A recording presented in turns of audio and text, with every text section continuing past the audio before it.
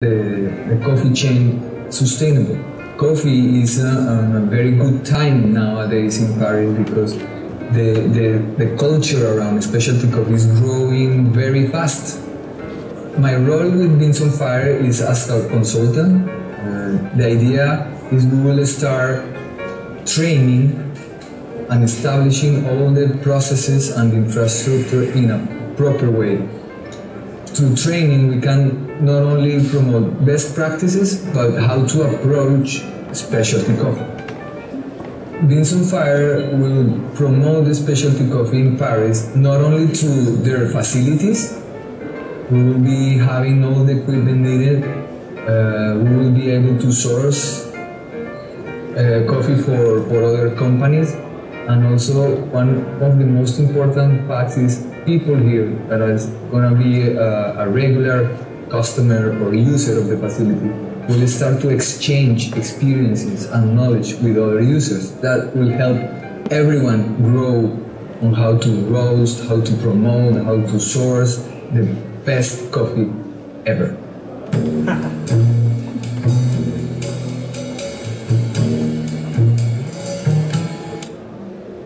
Bonjour à tous, je suis Andrés et avec Maria, nous avons fondé The Beans on Fire il y a 4 ans. 4 ans à gauche, j'allais dire. Alicia est avec nous aussi, beaucoup d'autres personnes ont rejoint l'équipe, et Lisa qui est avec nous sur la partie barista, planning, coffee shop management qui est aussi très importante. Et on voulait partager cette aventure avec vous. Torréfaction collaborative, souvent les gens nous disent mais qu'est-ce que ça veut dire? Et une torréfaction collaborative, pour ceux qui connaissent le principe, et je dirais presque que c'est la version restreinte en fait du terme, qu'est-ce que c'est une torréfaction collaborative? C'est un atelier partagé dans lequel des professionnels du café viennent torréfier un jour par semaine, une demi-journée par semaine, une demi-journée par mois. Et du coup, le principe, très simplement, c'est de pouvoir torréfier à la demande, à la fréquence et en fonction de ses besoins. Et du coup, de ne pas avoir besoin d'investir dans 100% du matériel, 100% de l'espace, de l'équipement. Quand même, il faut investir dans le savoir-faire, mais pas 100% de l'investissement pour finalement n'utiliser la capacité d'un tel espace et d'un tel matériel qu'à 5, 10 ou 20% maximum, ce qui est le cas en fait de la grande majorité des coffee shops, on va dire indépendants, aujourd'hui. Ça, c'est le principe de base. Alors, ça marche, puisqu'on a démarré il y a 4 ans, avec 2 clients, on va dire pilotes, qui étaient KB Coffee Shop avec Nicolas Piguet, Café 366 avec Laetitia Nathalie, et qui était un petit peu le concept de base, au sens, un coffee shop établi, déjà une belle réputation, un des premiers cafés de spécialité dans Paris, et Laetitia, une indépendante, quelqu'un qui voulait démarrer sa marque, partir de zéro. Aujourd'hui, 4 ans après, il y a une douzaine d'équipes qui torréfient chez Beans on Fire, et le planning est full. Donc on espère susciter des vocations, mais on s'en parlera après la rentrée, enfin après l'été, parce que tout de suite on est full. Si Beans on Fire c'est quelque part un village de torréfacteurs, un incubateur pour torréfacteurs, le premier gradué c'est KB, qui vous savez peut-être pour ceux qui sont dans le milieu de la communauté a ouvert donc, sa propre torréfaction rue Amelot, donc dans Back in Black, le nouveau concept de KB. Et on est très heureux pour eux, parce que du coup, ça va faire d'autres heureux dans le planning. On est en liste d'attente, et du coup, ça va permettre de fluidifier un petit peu les journées. Alors, je vais vous parler un petit peu plus du modèle de service, comment ça fonctionne et tout ça, et ouvert à toutes vos questions. Mais ce qu'on voulait vraiment faire aujourd'hui, c'est vous parler plus largement de ce que c'est cette notion de collaboration dans le café. Parce qu'en fait, torréfaction collaborative, c'est pas seulement louer une machine. En fait, poser la machine, la louer, puis se donner quelques règles pour qu'elle n'explose pas, en fait. C'est beaucoup plus large que ça. Et en fait, l'idée pour nous, c'est qu'il y a bien évidemment une grande tendance que vous connaissez aujourd'hui, du bio, du partage, de la traçabilité, de la collaboration, le crowdfunding, les makers. C'est des tendances de fond qu'on voit dans la société et dans l'économie. On pense que ça s'applique au café. Et plus précisément, il s'agit pour nous d'avancer sur 3 dimensions, qui sont 1, de renforcer la collaboration sur toute la chaîne du producteur au consommateur, d'intégrer beaucoup plus cette chaîne-là, première chose. Deuxième chose, c'est d'accélérer, de faciliter l'accès au savoir-faire et au matériel de café artisanal pour que plus de personnes puissent travailler dans le café artisanal et puissent déguster le café artisanal. Et la troisième chose, qui est en même temps un angle de promotion, de communication, mais aussi un angle vraiment stratégique, c'est notre conviction que le café artisanal, c'est en fait la norme. Ça devrait être la norme et pas l'exception. Je vais revenir à ça à la fin et très heureux de prendre vos questions pour une conversation là-dessus. Mais si on fait tout ça, si on fait toute cette collaboration, c'est pour que le café artisanal, ça soit la norme et pas l'exception. Alors, on va commencer par parler du premier élément, intégration du producteur vers le consommateur.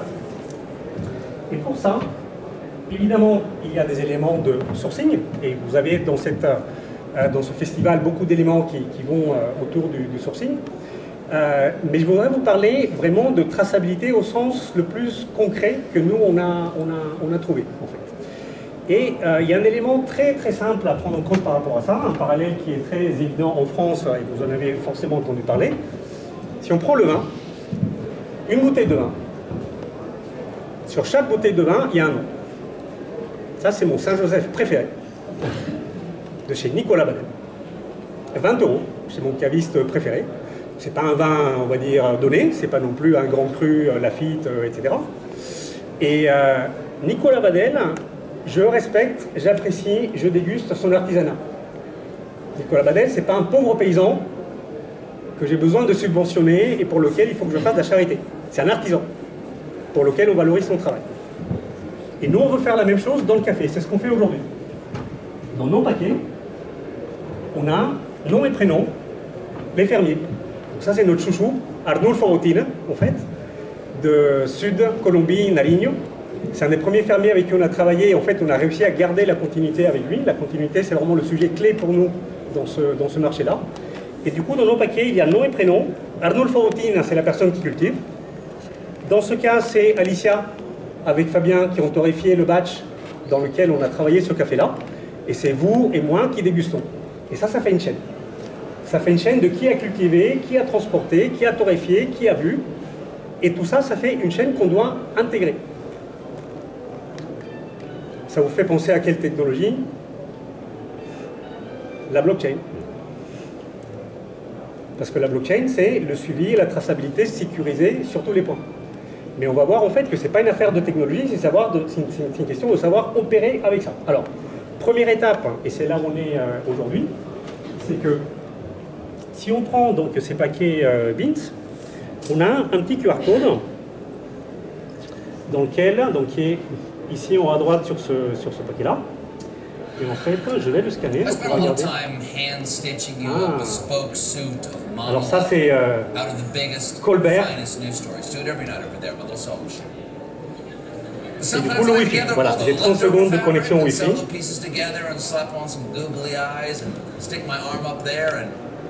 Alors je vais quand même mettre ça en pause. On va recommencer. Alors ça aussi c'est la caméra Abins, caméra de sécurité. Alors,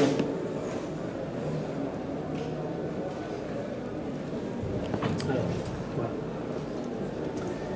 Et donc là on va sur Trace.coffee, qui est en fait notre partenaire en Colombie pour tout ce qui est traçabilité digitale et lien avec les fermes.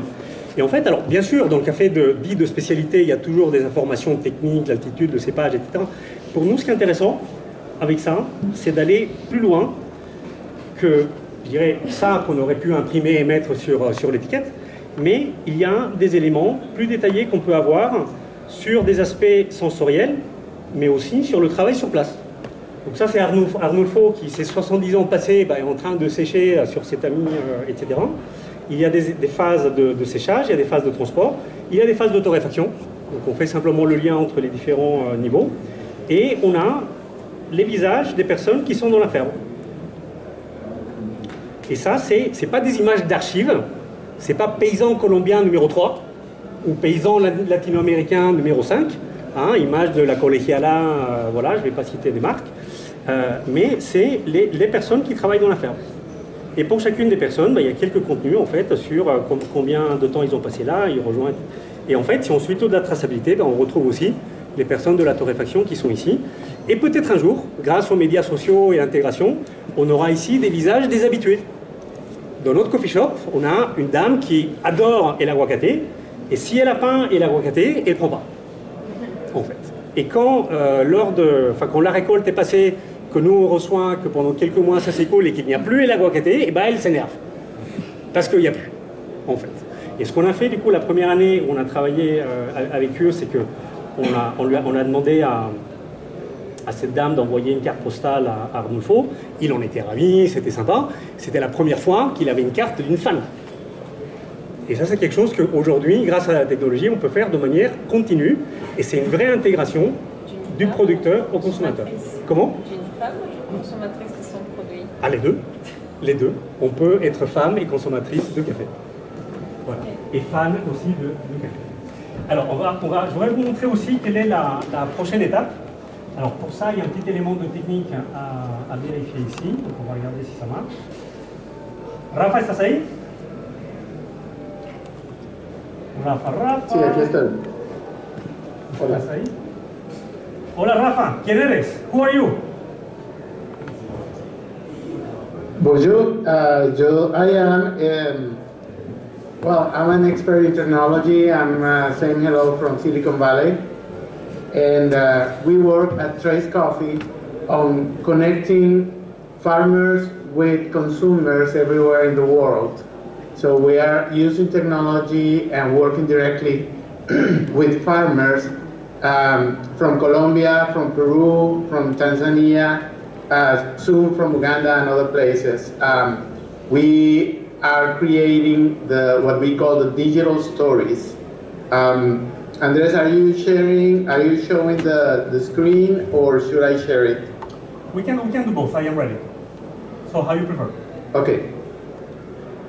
So to show an example, I'm going to try to share the screen, otherwise Andres will do it.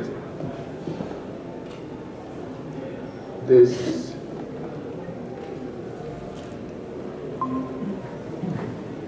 Are you seeing this? Yeah. We got it.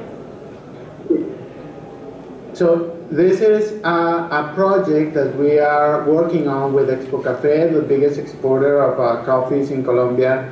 And we're working with this community of 40 women coffee growers from a region called Chaparral, which is a very interesting region because it's close to a national natural reserve. And it's also a region that has just started recovering from a long years of conflict, and they are already showing lots of good work, productivity, and amazing coffees. This is a good example of that. So if we look at this community in this part of Colombia and check on one of their stories,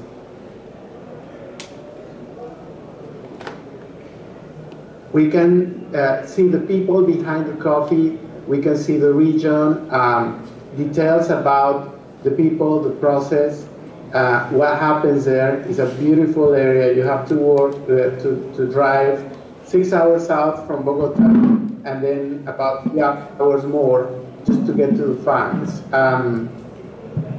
You can see details about the coffee, and most importantly, you can see each step that took place from the farm,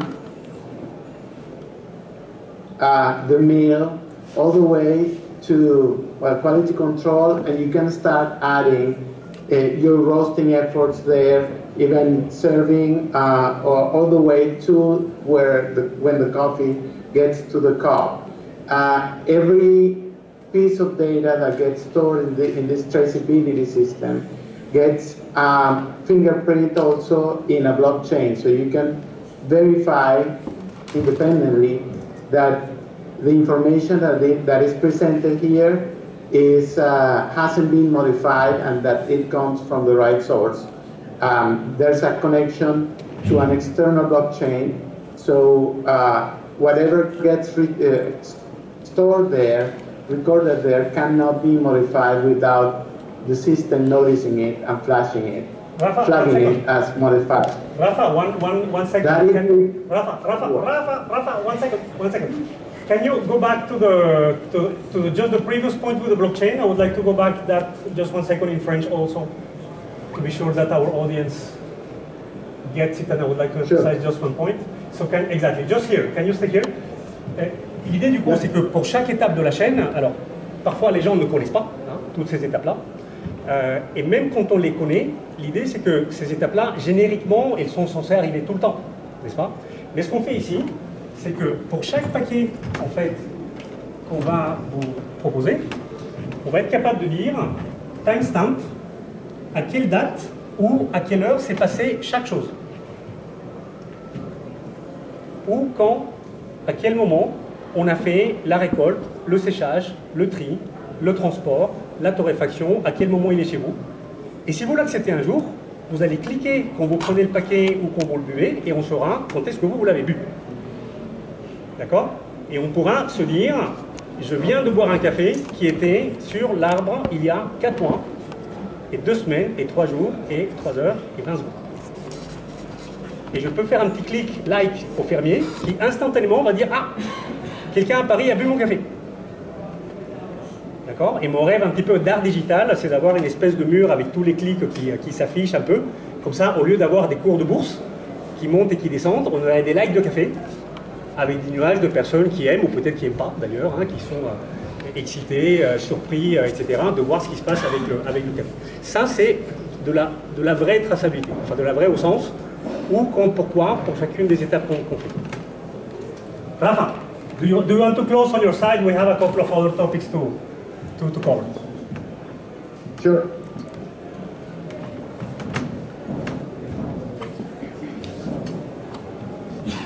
So, do you want to give another comment, Rafa, before we go to another topic?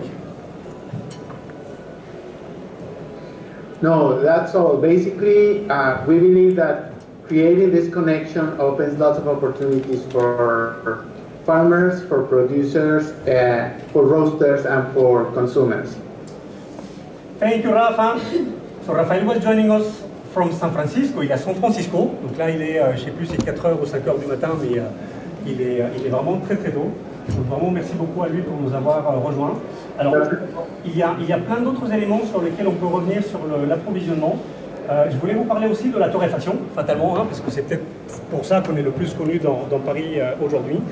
Et donc, comme je disais au début, comme on a vu dans les vidéos de départ, l'idée très simple, c'est d'avoir des personnes qui peuvent venir torréfier à la demande. Aujourd'hui, cette douzaine d'équipes, ce sont des coffee shops, des restaurateurs, des coworking, des indépendants. Donc on a eu KB, comme on a aujourd'hui Dose, Batignolles, et dans le 5e qui torréfie aussi, Hubsy qui est un coworking, Gouzo qui est un café nomade, Esco Café qui est d'ailleurs un stand aussi dans le café ici. Donc on a vraiment des acteurs très divers, des personnes qui sont sur la région parisienne, comme à Strasbourg, comme à Aix-en-Provence, comme qui viennent d'Afrique en se disant j'ai un café du Congo qui est génial, j'aimerais le torréfier pour pouvoir le commercialiser, est-ce qu'on peut faire un truc? Et donc on peut accueillir aussi de manière ponctuelle des projets comme ça qui peuvent éventuellement devenir itinérants et se développer. Et ça nous fait un petit open source en fait, parce qu'on mutualise le Cropster par exemple, le logiciel de torréfaction, il est en fait partagé par les personnes qui travaillent dans l'atelier, ce qui fait que les données de torréfaction sont partagées, les courbes de torréfaction sont partagées. 12 équipes de torréfacteurs, c'est à peu près 20-25 personnes qui travaillent dans l'atelier, dont, allez, 10-12 comme dans n'importe quelle communauté qui sont plus proches et qui vraiment échangent de manière proactive. Ça nous fait une petite communauté. Pour ceux qui connaissent la torréfaction, c'est souvent un métier assez solitaire. Parce que chez un torréfacteur, il y a une personne qui torréfie. Il y a rarement plus de 1 ETP, un temps plein en torréfaction. Là, on a plein de personnes qui partagent. Souvent, les gens me demandent, et c'était le cas au début du projet, mais est-ce que si je fais une courbe et quelqu'un va me piquer ma courbe, et comment on fait Bon, on opère sous un principe de base qui est que les gens qui sont là, ils sont en fait contents de partager et ils sont fiers de créer quelque chose et de torréfier ce qui va aller à leurs clients et ce qui va aller à leur technique et leur manière de faire, et leur fierté va venir de ça, pas de répéter ce que quelqu'un d'autre a fait.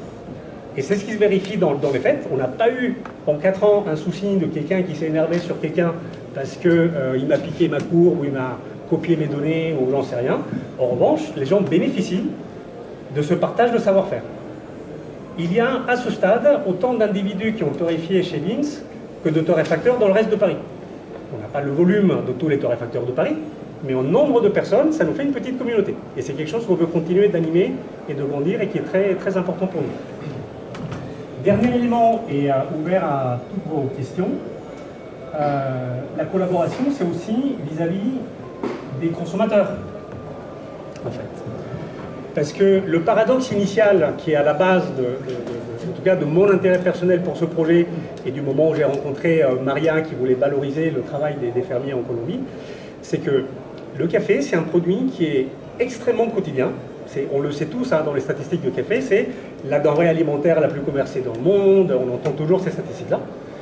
Pour un produit qui est le plus consommé de manière quotidienne dans le monde, c'est le produit qu'on connaît le moins. S'il vous plaît, un café, un café. Vous avez quoi comme café? C'est un café. Un café, vous voulez quoi? Un double? Un allongé? Il vient d'où le café? Je ne sais pas. Bon. Ça, c'est un truc de fou. Surtout, si on corrèle ça au fait que la denrée alimentaire la plus commercée dans le monde, c'est une denrée pour laquelle qui la cultive ne peut pas en vivre. Ça, c'est un truc de fou. La chose qu'on consomme le plus ne permet pas de vivre aux personnes qui cultivent. Ça, c'est un truc de fou. Donc pour nous, le travail, c'est vraiment d'intégrer tout ça pour qu'on puisse se dire, j'aime bien mon petit Saint-Joseph, Nicolas Badel, il a fait un bon boulot, et de la même manière, j'aime bien mon petit aguacaté, Arnulfo, Alicia, ils ont fait un bon boulot. Et valoriser ce travail. Et on devrait avoir tous les jours du café comme ça, comme on boit, j'espère, toutes les semaines, ou tous les mois, du vin comme ça. Parce que le café artisanal, ça doit être la norme, et pas l'exception. Avec ça, ouvert à toutes vos questions pour continuer la conversation.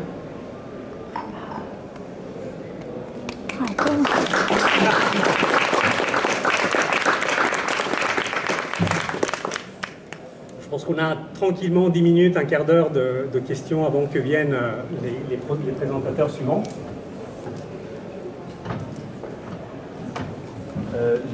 Déjà, merci pour cette présentation, c'est très intéressant. J'ai 2 questions en fait, qui n'ont rien à voir l'une et l'autre. La première, c'est donc Beans on Fire, vous dites que le planning est complet, etc. Donc, quelles sont vos perspectives d'évolution?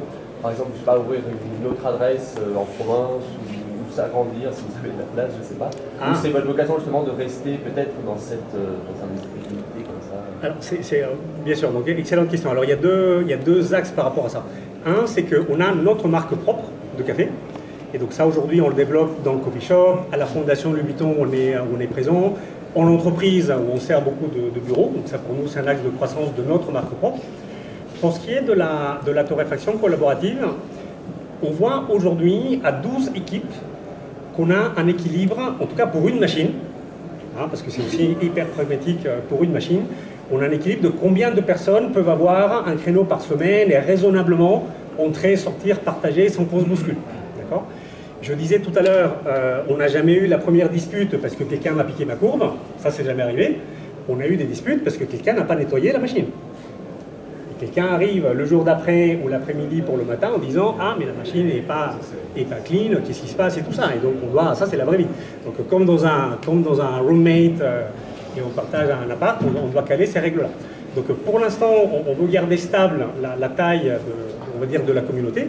Et donc, KB est parti, il y a des petites places à prendre peut-être après l'été. Et après, la nouvelle, c'est qu'on a trouvé un local pour déménager l'atelier. Donc, on va agrandir l'atelier. Et pour l'instant, on n'a qu'une machine, mais peut-être que dans un temps que l'équipe me demande avec impatience, on aura soit une deuxième machine, soit une machine plus grande pour compléter, etc. Et donc, on pourra peut-être agrandir la capacité. Voilà. Première question. D'accord. Merci. Alors la deuxième, qui n'a rien à voir avec vous, le Choice Coffee, là, yes. C'est intéressant ce système-là. Donc la manière justement dont on peut suivre vraiment, pour le coup, vraiment du grain à la tasse. Qu'est-ce que ça implique en termes de coût et en termes technologiques pour les producteurs? Alors, parce que c'est pas quelque chose qui, voilà, justement, coûte cher à mettre en place. Alors, merci pour cette question, parce qu'il y a deux angles qui m'aurait fait déborder encore plus largement du temps, en partie. Alors, il y a un angle économique et un angle, on va dire, opérationnel. D'accord ? Sur le plan économique, qui paye, c'est le consommateur final. Ça, c'est extrêmement important, parce que je ne vais pas m'engager pour toute l'équipe, mais complètement opposé à l'économie du label. Label bio, organique, fair trade, Max Havelaar, ne me faites pas partir sur les histoires des labels plus largement, mais les labels, c'est quelque chose où c'est le fermier qui paye. Et c'est un écueil supplémentaire, et c'est une barrière supplémentaire entre le fermier et le marché, en fait. Nous, ce qu'on fait, c'est qu'on intègre dans nos coûts à nous, torréfacteurs, et donc dans le prix pour le consommateur final, des honoraires, en fait, pour le conseil qualité pour la techno. C'est pas le fermier qui paye. Et du coup, en amont, c'est des investissements que nous, on fait, et qu'on espère valoriser au moment de la vente du café, mais c'est pas le fermier qui paye. Ça, c'est vraiment important. Deuxième élément sur l'aspect technologique, c'est que la difficulté, en fait, c'est pas la techno. C'est que la blockchain, c'est génial et c'est hyper sophistiqué. Des experts en blockchain, on en trouve, mais le problème, il n'est pas là. Le problème, c'est que, par exemple, on voyait tout à l'heure, nous, on a ce café et l'aguacate, Arnolfo Bottina, on bosse avec lui depuis 4 ans. On voyait la communauté de Chaparral dans laquelle on a déjà les étapes de blockchain qui sont là. Mais en fait, opérationnellement, il faudrait que nous, on puisse commercialiser le café de El Chaparral pour pouvoir compléter les 2-3 steps de blockchain, de torréfaction et de distribution qui manquent. Et en pratique, il faut qu'on contrôle la qualité de ce café-là, qu'on sache le commercialiser chez nous, qu'on décide est-ce que c'est un café de coffee shop, est-ce que c'est un café pour les entreprises, etc. Et qu'on ait un accès au marché. Il faut que opérationnellement la chaîne soit logique. Vous voyez ce que je veux dire ? Et si opérationnellement on n'a pas une continuité avec les fermiers, on ne peut pas faire ça. C'est pour ça que le système aujourd'hui, dans le café dit de spécialité, c'est de dire, moi torréfacteur, je vais voir les fermiers café vert, je regarde tout ce qu'il y a, je prends le meilleur. L'année prochaine, ou 6 mois après, je regarde, je prends le meilleur. Je prends le meilleur. Mais du coup, il n'y a pas de continuité. Moi, j'étais épaté quand on a démarré la torréfaction. Toutes les semaines, on reçoit des échantillons. Qui est torréfacteur dans la salle? Est-ce qu'il y en a d'autres? Ok. Est-ce que vous goûtez tous les échantillons qui vous arrivent? On n'a pas le temps. On en a trop. On en a trop. Voilà, on en a trop. Et en fait, quand on est torréfacteur, entre guillemets, caviste, on sélectionne à chaque fois le meilleur de ce qui nous arrive. Mais on n'a pas forcément la patience, ou en tout cas l'intérêt de garder cette continuité-là. Parce que c'est dur. Nous, au début, on a voulu garder la continuité sur tous les fermiers avec qui on avait démarré. C'était super dur. En fait, on n'a pas réussi la première année. Parce que la chaîne n'était pas faite pour. Et du coup, le sujet, c'est qu'opérationnellement, il faut faire un choix très délibéré de se dire, je vais garder certaines fermes dans lesquelles j'ai trouvé une qualité dans le produit, un engagement dans la durée, un impact social dans la communauté sur lequel on peut travailler, et du coup on va continuer avec eux. En fait. Parce que sinon, on ne peut pas investir dans faire tous ces contenus, tout ce machin, si 6 mois après, j'ai pas le même café. En fait, ça ne marche pas. Déjà, bravo pour ce que vous faites. Merci. Je pense qu'il y avait un manque, c'est quelque chose qu'on a vu il y a quelques années à New York et à Londres. Oui. Mais il n'existait pas ici, dans ce coin-là, et même sur New York, les prix étaient démentiels pour avoir accès à... Chez Poulet Collective. Ouais, donc forcément, c'était déjà un frein, ouais. une barrière à l'entrée, même pour ceux qui voulaient démarrer de manière indépendante.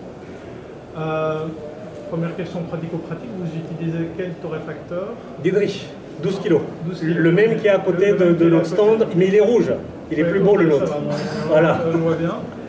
Et comment vous arrivez, parce que j'imagine que chez vous, il y a des... la torréfaction est un vrai métier à part entière, on apprend tous les jours. Bien sûr. Est-ce que vous encadrez ceux qui débarquent chez vous, qui n'ont peut-être pas encore beaucoup d'expérience, ou Absolument. qui sont plutôt du côté barista ou passionnés, mais Absolument. vraiment autre chose à faire? Enfin, il y a de la formation tous les jours. On les forme, en fait, littéralement, c'est ça. Et on pratique au début, si c'est notre café vert, à travers de notre production, on appelle ça une formation. Et du coup, on les fait participer à nos sessions de production comme formation. Ou bien c'est leur café vert, et du coup, ça fait partie de l'onboarding, comme disent les startups. Voilà. Mais effectivement, il faut qu'on s'assure d'un minimum de capacité, ne serait-ce que pour des questions de sécurité et autres. Voilà. Après, la partie intéressante de l'histoire, c'est qu'au début, Moi, je viens d'un monde corporate, conseil, tout ça, pendant 20 ans, j'avais jamais travaillé de mes mains. Hein, ça, mon équipe le sait, hein, j'ai encore deux mains gauches pour plein de choses. Voilà. Maria, elle, pour le coup, elle vient d'une famille où ils avaient une ferme de café, elle a beaucoup plus la fibre par rapport à ça, mais aucun des deux n'avions une expérience café au départ. Donc on s'est dit, start-up, très bien, on va prendre des experts, des Justin Miles, qui est d'ailleurs quelque part ici, des Patrick Rolf, des pointures de torréfaction. On les fait venir, on fait des masterclass, des formations avec eux, et comme ça, les experts vont former ceux qui démarrent. Et nous, on est plateforme, tranquille. Et pas vraiment, parce que, en fait, non, parce que le sujet, c'est que quand on fait une masterclass avec Patrick Rolf, lui, il est déjà, boum, il est déjà là-bas. C'est moins abordable. C'est problématique, c'est vraiment des trucs hyper pointus. Nous, on est déjà à se dire, c'est quoi le crack, machin, bon, voilà. On est à des choses beaucoup plus basiques. Donc, on s'est formé, nous, et d'ailleurs, deuxième difficulté, les experts disent tous des choses différentes. Le premier vient, il dit ce qui est important, c'est ça, le deuxième dit ce qui est important, c'est ça, etc. Et déjà, il faut les trouver. Et en plus, il faut les trouver. Donc voilà. Donc, du coup, nous, on s'est formé sur le tas avec les différents qui sont venus, mais surtout, on a fait un petit peu notre méthode de apprendre à apprendre. Donc, on ne fait pas des formations initiales qui sont une expertise, où on a des débats à non plus finir dans l'équipe et d'autres sur le mot éducation. Moi, j'aime pas le mot éducation. Nous, ce qu'on fait, c'est qu'on apporte des réflexes empirique, que la machine n'explose pas, que je sache faire un cupping, que je sache lire mes données de torréfaction, etc. Et que les gens aient la méthode pour apprendre eux-mêmes à trouver leur chemin, à trouver ce qu'ils aiment et qui suivent un petit peu de cette manière-là. Oui, et ça, on peut le partager. Voilà. Et pour assurer une telle traçabilité presque en instantané, est-ce que du coup il ne peut pas y avoir une difficulté à multiplier les origines pour la traçabilité? Vous restez focus sur la Colombie? Alors le sujet il est exactement là, c'est qu'on ne peut pas tout faire. Aujourd'hui, sur la Colombie, on travaille dans ce sens-là. Et alors tous nos cafés ne sont pas encore blockchain jusqu'au bout, mais on essaie de raccorder les morceaux. Trace Coffee, vous les avez entendus, ils vont aller en Ouganda, et donc probablement on va essayer de sourcer aussi là-bas. Mais on a aussi une gamme de café, si je peux dire comme ça, plus traditionnelle, de type Raw Material, Falcon et autres, dans lesquels on a des super trucs, mais dans lesquels on n'a pas cette traçabilité-là. Parce qu'il faut aller vraiment bout par bout, effectivement.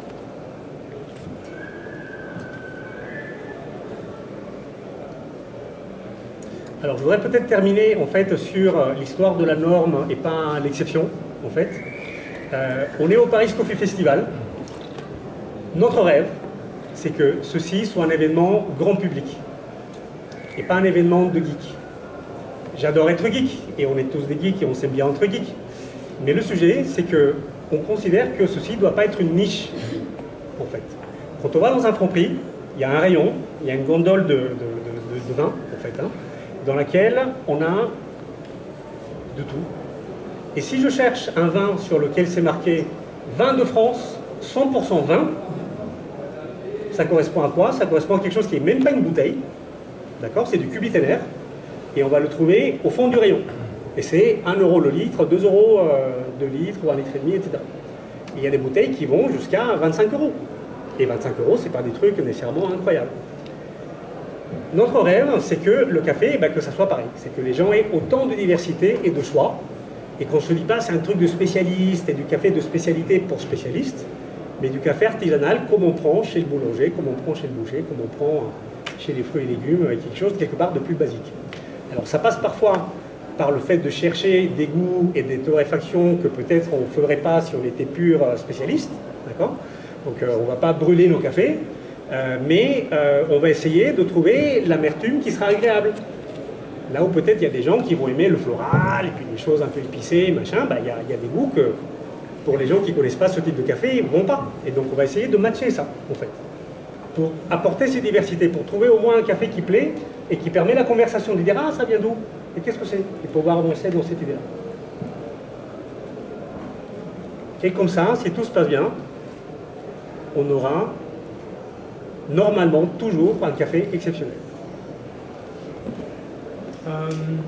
Je suis tout à fait d'accord quand on voit des événements un petit peu qui restent dans cette bulle, comme les World of Coffee, Café Festival d'Amsterdam ou de Londres, on a l'impression d'être dans un truc de hipster qui reste entre eux. Ouais. Où ça devient presque saoulant à un moment, où ça pousse le snobisme peut-être un peu trop loin. C'est bien d'élargir et de le rendre plus abordable. Maintenant, est-ce qu'on ne risque pas d'avoir une barrière à l'entrée aussi au niveau, pour accéder à ce plus grand public, au niveau du prix? Parce que c'est quand même dans nos mentalités de payer 2 € un espresso ou pas très cher pour un café qui est en fait un industrie mauvais, qui n'est pas du tout sustainable pour les producteurs. Alors dans l'absolu, oui. Maintenant, en France en particulier, la grande chance qu'on a, c'est Nespresso. Pour nous, c'est une énorme chance, parce que Nespresso, c'est hyper cher. C'est juste hyper cher. Ouais, 35 cents C'est délirant, voilà. Et donc, parmi les trucs de base que je raconte tout le temps à qui veut l'entendre, une capsule de café, mais vous le savez tous, hein, une capsule, c'est 5 grammes de café, 40 centimes en moyenne d'assortiment, 40 centimes, c'est du café à 80 € le kilo. C'est du délire. C'est super cher.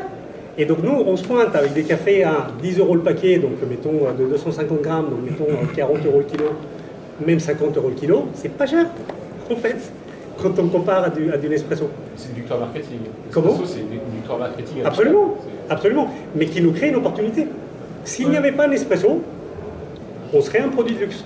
C'est vrai qu'on va dans les boîtes et qu'on fait juste un petit graphe très simple avec les prix. Mais oui, Là, à la d'un tasse. coup, les gens réalisent « Ah, je paye ça pour mon café, si je Exactement. viens chez vous. » Ok, donc même s'ils doivent acheter une machine peut-être un petit peu plus chère comme une de Longhi, en fait, en 3 mois, c'est rentabilisé. Exactement, exactement. Donc en pratique, c'est beaucoup une question de ramener au prix à la tasse, et pour le coup, de faire ce type de décomposition. Pour moi, le cas d'ouverture, c'est de dire 80 € le kilo.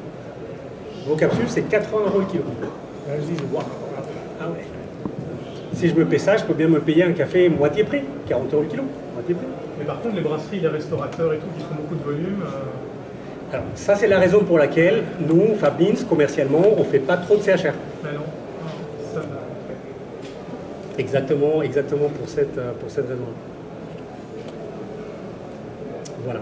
Alors, j'ai pas trop suivi la montre, mais je crois qu'il faut quand même que je laisse la place au suivant. Non, il est quelle heure? Il est quelle heure? Il est 40. Il est 40. Eh ben, on a du temps. Moi, si on ne me chasse pas, je reste là.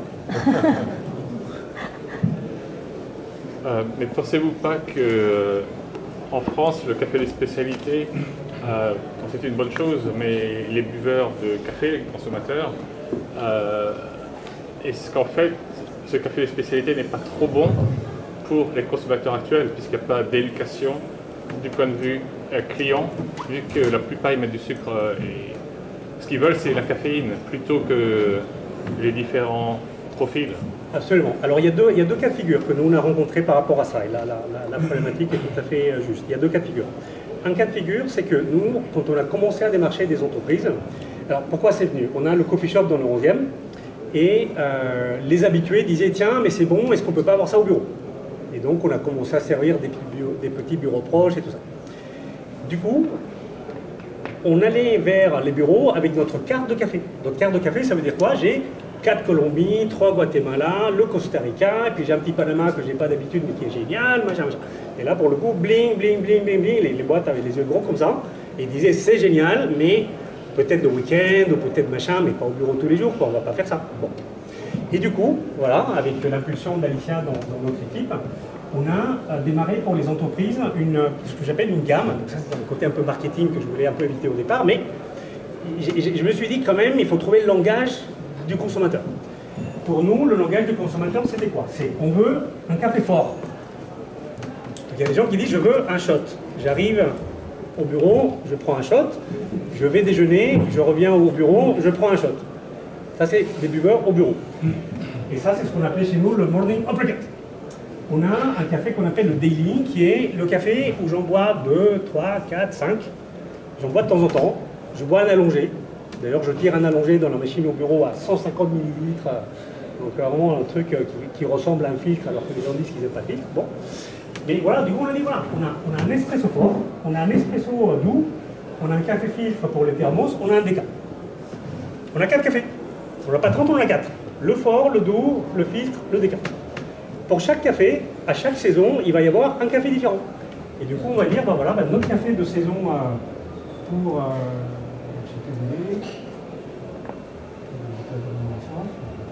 on va dire, notre café de saison, notre uppercut de saison, ça va être, je sais plus, ça va être un Brésil, ça va être... je me suis pas comme ça, c'est pas grave. L'uppercut de saison, ça va être Brésil, bobolink, chocolat, noix, etc. Voilà. Tranquille. torréfaction un petit peu plus poussée, sans abuser, mais voilà, un petit peu de correctif. Daily, là je peux avoir quelque chose d'un petit peu plus acidulé, fruité, tout ça, ça passe. C'est plus dilué dans la recette, tout ça, ça passe.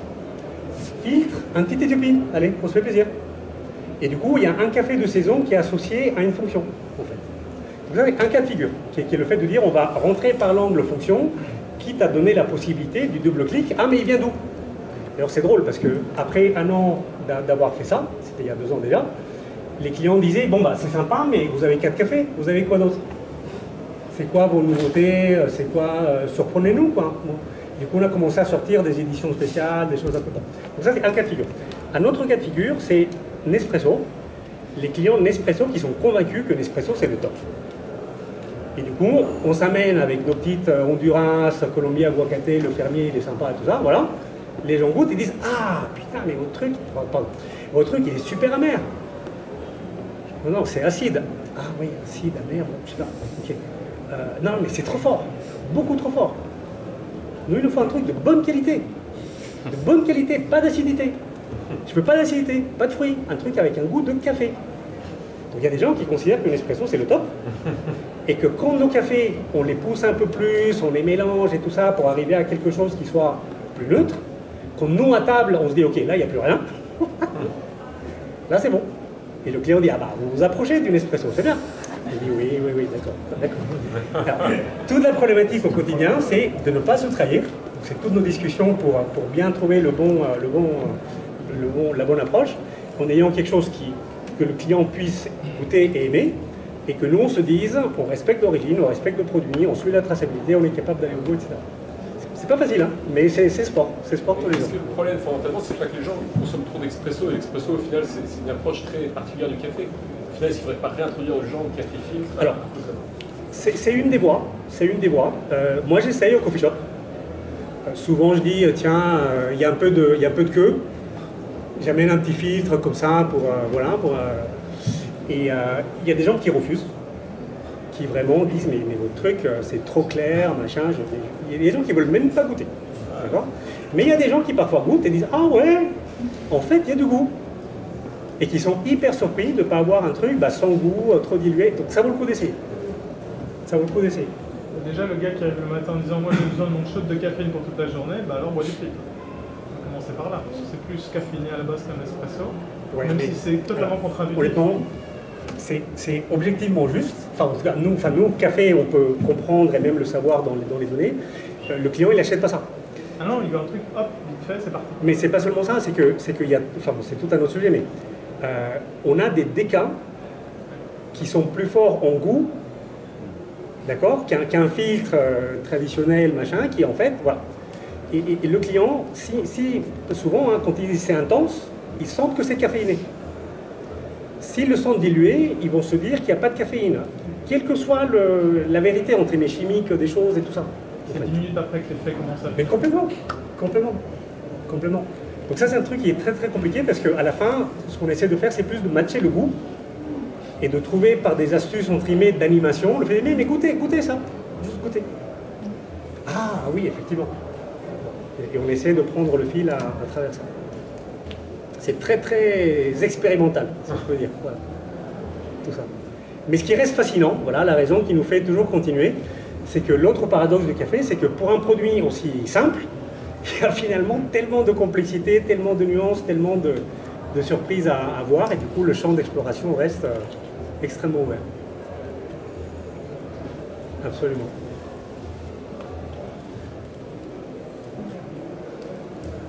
Voilà. Bon, là pour le coup, je pense qu'on va laisser la place au suivant. Merci beaucoup. Bon après-midi.